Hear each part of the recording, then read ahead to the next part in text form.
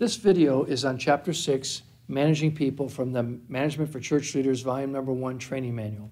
In this chapter, we're talking about the importance of managing people. Again, the first thing you want to do is you want to look at that instruction box, understand that the purpose of this chapter is to provide insight into managing different types of people within the church or ministry.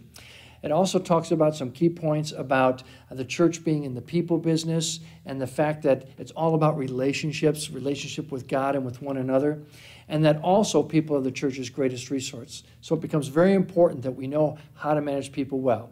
And the key principle we use for this comes from the Bible, of course. It comes from Luke chapter 6, verse 31, that says, "Do to others as you would have them do to you." The first part of this chapter is really to discuss why it's important to manage people well.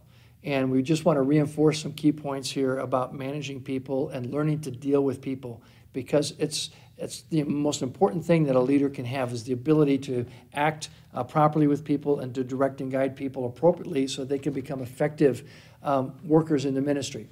Then we go and talk about the 8 principles of managing people. And these are principles that people are unique, that they want to belong and participate and be valued, be respected, be recognized, want to have direction and information.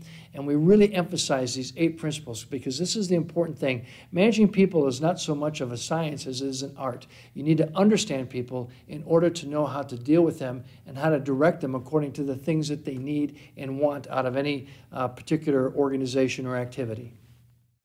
In this last section, we're going to talk about how to manage people, and I provide 6 simple steps that you can go through in terms of managing people and in making sure that you're directing them properly and that they're engaged in the ministry.